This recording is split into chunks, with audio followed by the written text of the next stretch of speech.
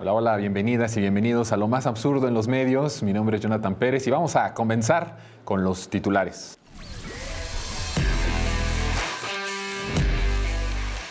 Y en esta emisión me da muchísimo gusto saludar a mi queridísima Meme Yamel. ¿Cómo estás, Meme? Muy bien, muchas gracias. Qué bonito vernos ahora en este espacio. En este espacio del absurdo. Sí. Hace poquito estuviste en Aunque usted no lo vea, ahora aquí. Ahora tocó en lo absurdo, ya tocaba. Qué bueno que estás aquí. Y mi querido Vic, ¿cómo estás, Vic? Hola, Jonathan, pues aquí con ciertas alergias. Hola por el cambio de estación. Hola, Meme. Te entiendo, todos dos. Creo que los tres entonces sufrimos Sí. de lo mismo. Disculpen, Bueno. hay alergia. Vamos a ver algunos titulares. Fíjense que la cuestión de los titulares es que, si los vemos, ustedes se van a dar cuenta de algo, que ninguno de estos titulares de la semana habla del plagio que además ya aceptó Xóchitl Gálvez. Hasta la jornada, ¿eh? Ni la jornada lo puso. Cuando me parece que, pues, por ser la candidata o una candidata presidencial, tiene un peso muy fuerte, porque ¿qué hubiese pasado si le hubieran sacado algo de duda a Claudia Sheinbaum, por ejemplo, ¿no? O a la ministra, ¿no? Que estuvieron. Bueno, la ministra pasó, sucedió, pero hablando de candidatas, ¿qué hubiese sido? Hombre. ¿Qué hubiera pasado si hubiese sido Claudia? Leña Primera verde. plana, Primera en plana. todos. Todos columna de opinión, primera plana, de 8, toda la semana. Toda la Por semana. todos los meses. Que ahí quiero hacer un reconocimiento a Marco Levario, cosa A que ver. no haríamos nunca, por ninguna razón. ¿Por qué es el reconocimiento? A ver. Pues en la revista, etcétera, son los únicos que han sacado punto por punto todos los plagios, que son alrededor de ¿Cuántos? 24 puso. 24. Y El País. El País fue otro. También sacó un artículo. Pero sacó un artículo en donde dijo, no nada más son los que dijo Marco, hay más. ¿Ah, O sea, sí? y se fue a analizar párrafo por párrafo y no solamente terminó Xóchitl copiando párrafos de un documento de Del Rincón del Vago. Era Wikipedia. Entonces terminó, o sea, sacando hasta las láminas, No manches. o sea, las gráficas. Ah, sí. O sea, se terminó copiando gráficas y todo, no nada más fue... Me encantó esta frase de Xóchitl con la que justificaba, porque ella solamente dice que copió de un documento público, que era del Diario Oficial de la Federación Sí, del del Gobierno. programa Ajá, de un programa de cambio público. climático. Dijo, pues es que yo pensé, pues como dice, programa público, pues es público. Esa fue su está. respuesta. Y por eso es que la Es tomó. por eso es que la tomó sin darle y crédito. exacto. ¿Qué les parece si vamos a lo más absurdo?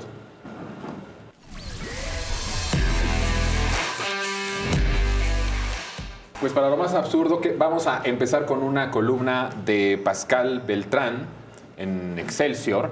Se titula esta columna Fiesta para Uno. Y habla del grito de independencia y a propósito de que el presidente López Obrador en este quinto grito de independencia no invitó, sobre todo lo que le enoja mucho a Pascal es que no haya invitado al Poder Judicial. Y habla aquí de que, dice, ayer el presidente Andrés Manuel López Obrador decidió que él sería el único protagonista de las fiestas, ¿no? Y lo compara de nuevo con un monarca, dice que sí hay algunos países en donde las fiestas de este tipo se conmemoran a los monarcas, pero que bueno, pues lo compara con México. ¿Cómo ves este enojo de Pascal por la cuestión de no haber invitado al Poder Judicial?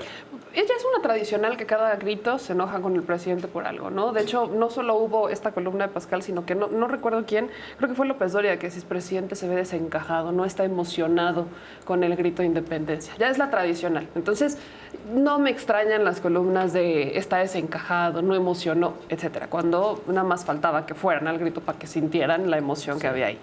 Pero, vaya, creo que podemos cuestionar, es la primera vez, si no mal recuerdo, que no se hace una invitación a los otros poderes. No fue solamente al grito, sino que fueron a diversos eventos.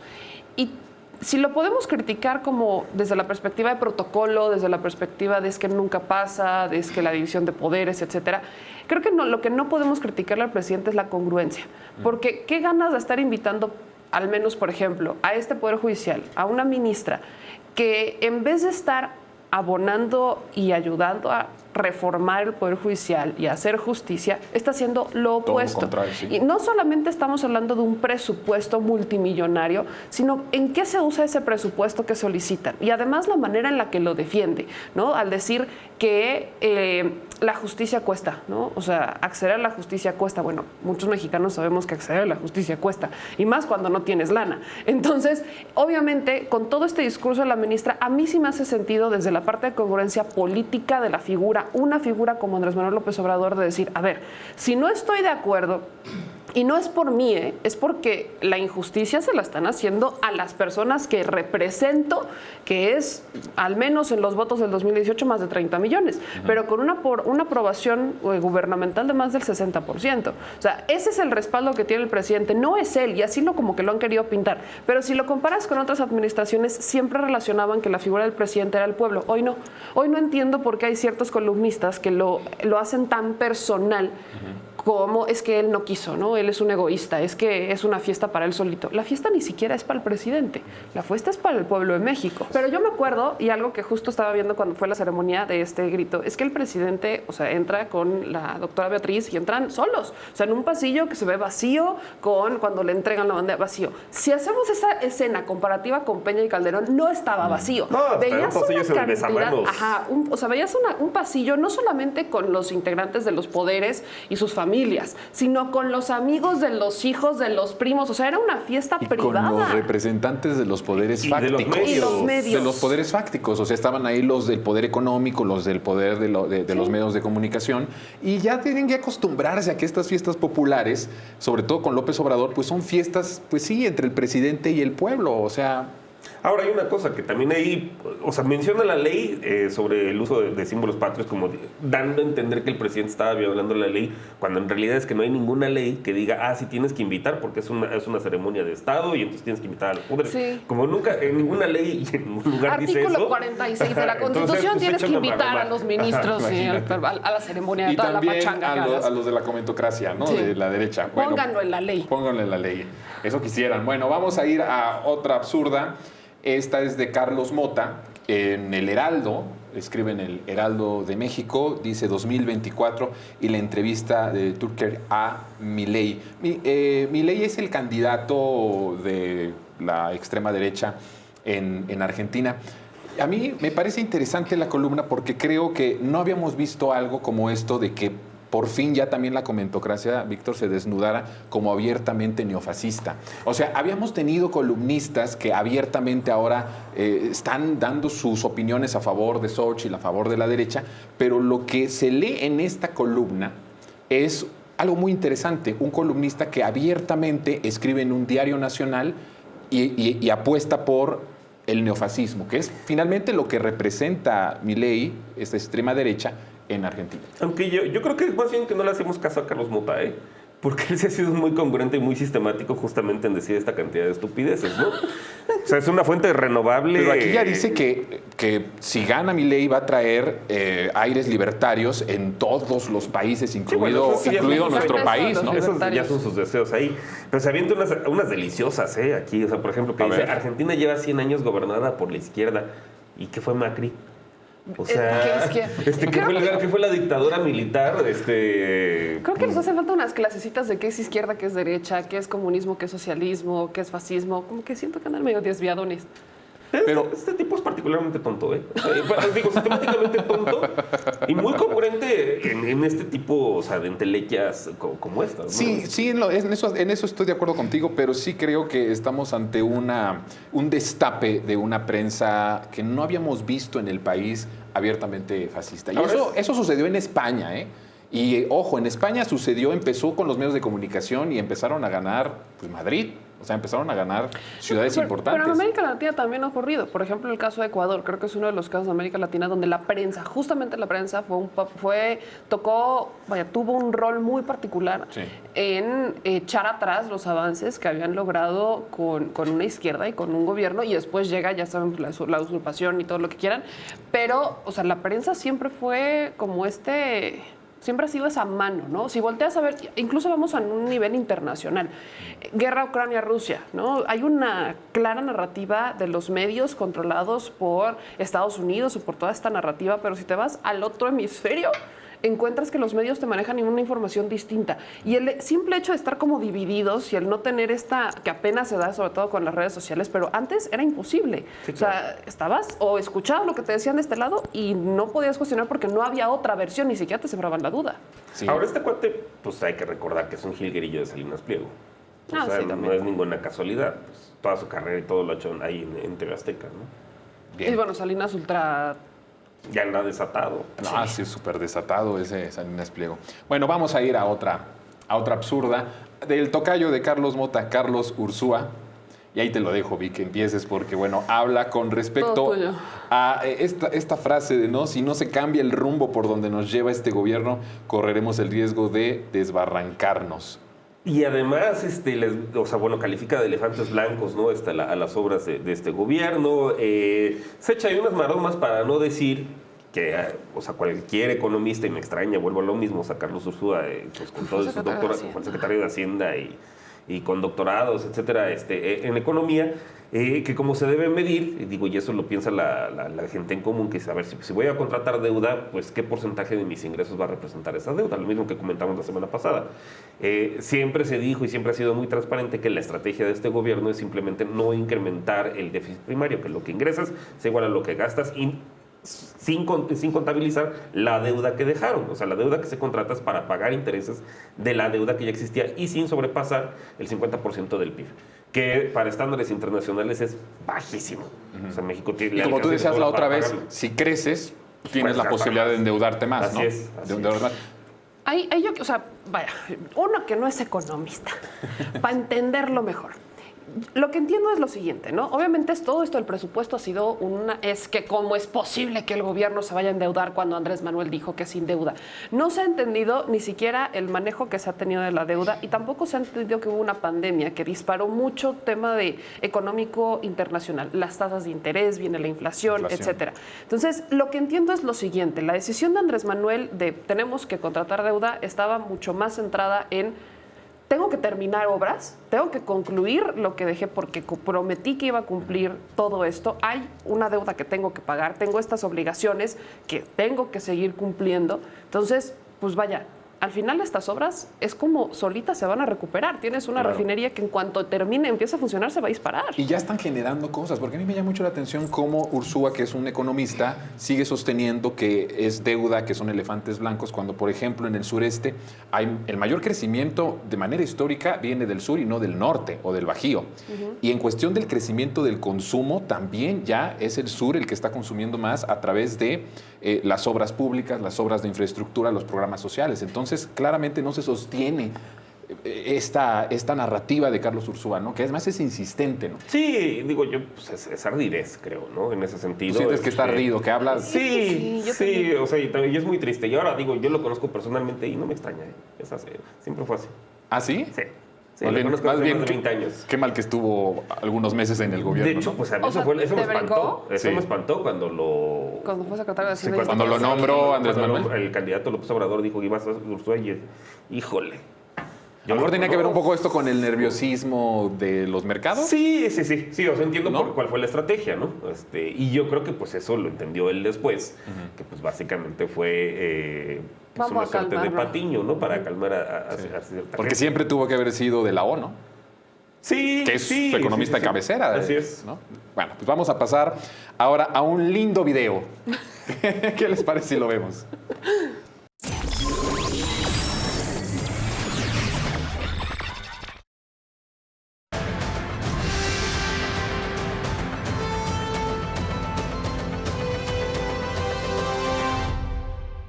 Le ha dado la vuelta a la agresión, la vejación y la violencia, incluso desde el seno familiar. A ver si se entiende. Está hecha de adversidades, se ha engrandecido ante ellas y será difícil que la puedan detener, menos quebrar. Mira de frente, no se oculta ni teme. Está imparable.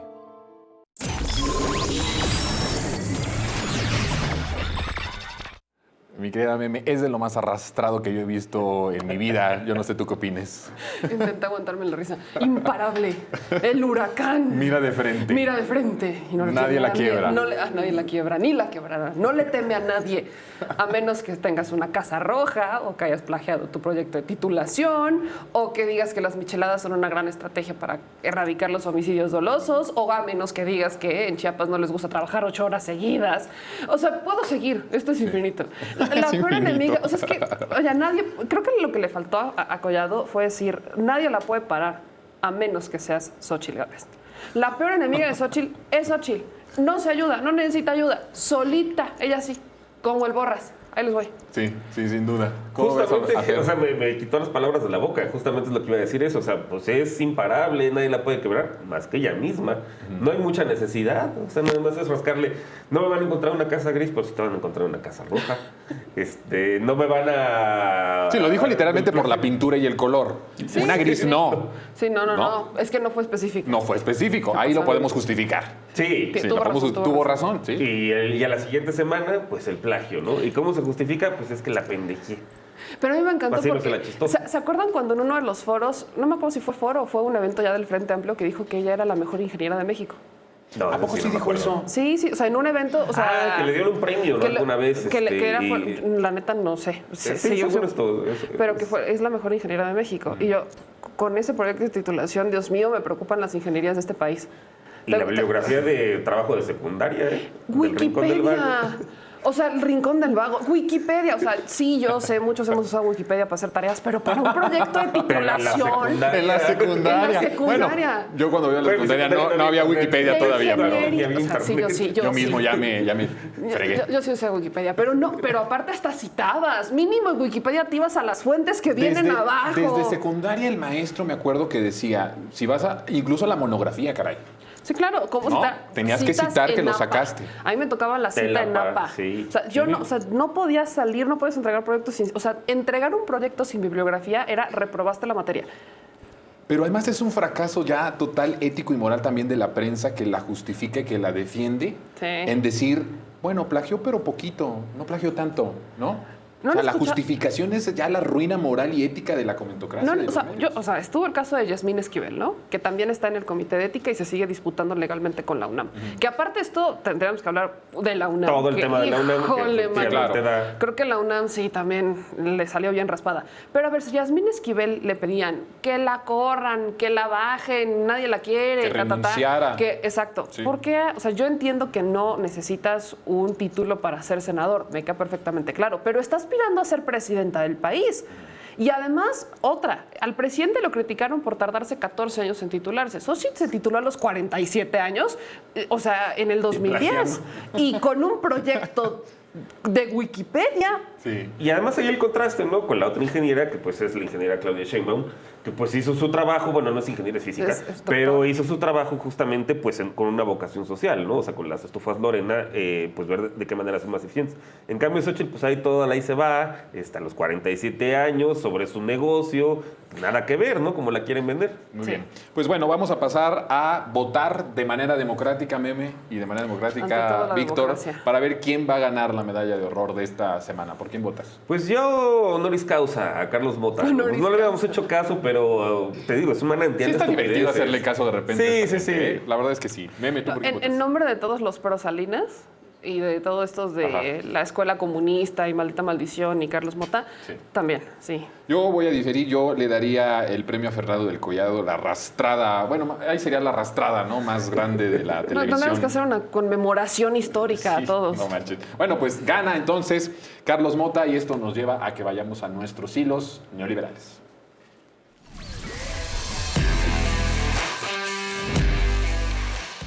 Bueno, pues ya está con nosotros mi querida Sandy Hernández. Ya te extrañábamos, Ay, Sandy. Yona, yo también los extrañaba mucho. Meme, qué gusto compartir. Qué mesa gusto verte contigo aquí, por primera vez, Sí, oye. que esperemos que no sea la primera, que estés acá en la absurda. Y bueno, pues ya de regreso, remasterizada, filosa. Vamos a ver este video que, aunque parece tonto el señor ahí medio Sí. lelo, pues es peligroso. Vamos a ver.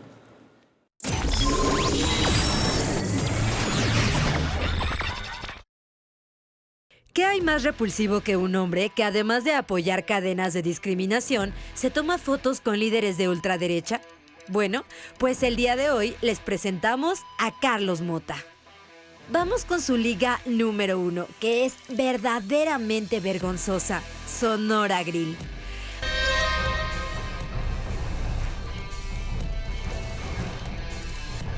Oigan, ¿qué creen? Sí estoy en la zona de Morenos. Recordarán, queridos televidentes, que hace unos meses esta cadena de restaurantes se vio envuelta en una polémica por discriminar a sus comensales, sentándolos por áreas de acuerdo a su color de piel. No se puede tolerar el racismo, el clasismo, cualquier tipo de discriminación hacia ninguna persona. Modificamos la ley para que pudiera haber sanciones y ya les vamos a informar. Cualquier persona con 2 dedos de frente podría ver que no es correcto lo que hizo este restaurante. Sin embargo, hubo alguien que levantó la voz a favor de la cadena restaurantera, asegurando que todos los que lo criticaban y denunciaban discriminación solo eran una bola de resentidos que no tenían para costearse ese tipo de lugares. Y que los meseros, que se iban con los bolsillos llenos de propinas cada noche, no tenían derecho a alzar la voz por nada de lo que sucediera en el lugar. Vaya, vaya. ¿Por qué no hicieron nada antes cuando trabajaban ahí? ¿Por qué aceptaban ejecutar esas órdenes discriminatorias de segregación y no hicieron nada? Se iban cada noche a su casa con las propinas y los bolsillos llenos de dinero después de haber supuestamente ejecutado esas prácticas discriminatorias. Es increíble la envidia, el resentimiento que hay en México en contra de los empresarios. Nos queda claro que el exalumno del ITAM nunca ha tenido la necesidad de ser mesero, hostess o garrotero en algún restaurante. Sin embargo, no estaría mal él, que se dice economista, analizar qué es lo que lleva a una persona a buscar trabajo en una empresa que no siempre comulga con sus ideales. Y aún así hay que llevar el pan de cada día al hogar. Envidia de empresarios que le pagan a tantos empleados sueldos insuficientes. Quizás lo piensas porque tú les tienes envidia, pero yo no. Creo que somos personas diferentes. Por supuesto, la segunda liga, pues nos podemos esperar que solo empeore. ¿Ustedes se tomarían una foto con un líder de ultraderecha que se pronuncia en contra de los migrantes y dice que es partidario de la discriminación? Bueno, pues Carlos Mota sí lo hizo. Y no solo lo hizo, sino que lo presumió en redes, alardeando que Santiago Abascal, presidente de Vox, grupo de ultraderecha española, era un tipo agradable, bonachón, amable y que en ningún momento se sintió discriminado. Porque a pesar de que el hombre sea asiduo a la ideología hitleriana, sea homófobo, discrimine abiertamente y apoye la xenofobia, el hombre fue agradable durante la foto. Y para Carlos Mota, eso pesa más que una ideología de odio que pretende imponerse de manera retrógrada ante un mundo que ya no puede más con la injusticia social. Pero Carlos Mota nos observa desde su burbuja, una muy alejada de la realidad con la que nos enfrentamos gente como usted y yo en el día a día.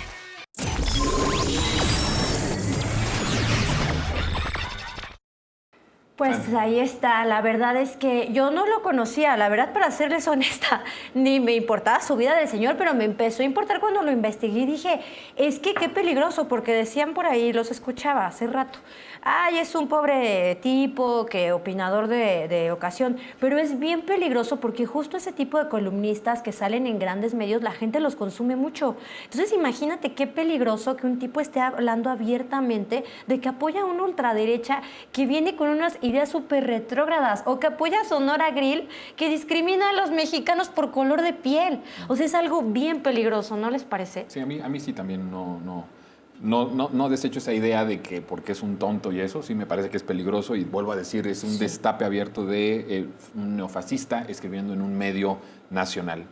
Vamos viendo. ¿Cómo ves? Se me había olvidado otro evento también de misoginia, que alguna vez creo que fue a Japón y dijo que le gustaba porque creo que las mujeres caminaban un paso atrás. Eso, sí, ay, no esa sí, ser. se aventó, Sí. esa, Ajá. ya tiene algunos años, pero esa también fue otra. Y ahí sí creo que sí le pusieron, o sea, pues imagínate, ¿no? Una zapiza y creo que hasta lo mandaron a un curso ahí de equidad de género. Como a Sandra Cuevas, que la mandaron a terapia si no funcionó. No, bueno, pero... Vaya, yo solo cerraría con esto. Aparte el nórdico ha hablado, ¿no? El nórdico de ojo claro. Ah, sí. De raza superior. ¿No lo viste que es muy güerito? Es muy Sí, güerito. sí, es bien güerito, ya vi, es bien güerito, bien blanqueado. Yo solamente cerraría con esto. Creo que no hay nada más peligroso que un personaje que hace este tipo de comentarios, actúa como este tipo y no ubica que está mal. O sea, no ubica que está mal porque continúan y siguen y siguen y siguen y lamentablemente es que hay gente que lo sigue y hay gente que dice, pues como él puede, yo también. Entonces digamos que es un tipo de resentimiento y ese resentimiento tiende a ser peligroso cuando inspira a otros a decir, bueno, si él puede, que es un personaje público, ser resentido y le va bien, entonces yo también. Entonces sí hay un sector que no es, no digamos que son miles de millones, pero sí hay un sector que, coincido, si no se comenta esto, si no se hace evidente, si no se combate de alguna manera, sí pudiera ser peligroso ese resentimiento. Los niños rata que estábamos comentando. Ya me acordé que hay una cuenta que se llama Sublevados y justamente que son los que lo siguen. Exacto. Y esto tendría que abrir un debate mayúsculo en los medios de comunicación masivos de cómo estamos asumiendo también que este tipo de personajes con estos narrativas claramente neofascistas estén en estos espacios, ¿no? O sea, también unos dirían libertad de expresión, ¿qué tanto sí tenemos que permitir que estas personas estén escribiendo y diciendo y hablando en los medios con todo lo que acaba de decir también Meme y tú? Es algo muy importante que lo que dice Meme, quiero recuperarlo porque incluso hay análisis psiquiátricos de gente que les llaman sociópatas integrados y es gente que está entre nosotros haciendo periodismo. Bueno, el periodismo es súper peligroso porque pues, es un poder, ¿no? Y es un arma, pero integrada perfectamente a la sociedad. Sin embargo, tienen estas narrativas de odio que contagian a otros y no nos damos cuenta, pero están ahí, pero son sociópatas integrados. Ya clínicamente está comprobado que así son. Y toda esta bola de ultraderecha. Pues basta ver, por ejemplo, en sus tweets y todo de Carlos, cómo hay gente que apoya abiertamente sus posturas, lo que decías, Meme, ¿no? Como los niños rata también, qué peligroso. Bueno, pues ahí está. Pues te agradezco, ya el tiempo se nos está terminando. Agradezco mucho a mi querida Meme Yamel. Siempre es un gusto. Siempre es un placer venir y platicar con ustedes. Qué bueno, esta es tu casa, Meme. Bueno. Mi querido Vic. Pues gracias, Jonathan, gracias, Meme, gracias, Andy. Y mi querida Sandy. Muchas gracias, Jonah. Qué alegría estar nuevamente acá con ustedes. Oigan, pues tenemos una cita el próximo sábado a las 16:30 aquí en Lo Más Absurdo en los Medios y el lunes a las 10, aunque usted no lo vea, lo espero allá, por supuesto, aquí en Capital 21 y en honor al doctor Frank. ¿Qué te parece? ¿Qué? 1, 2, 3. Que la verdad siempre triunfa. Frank Suárez.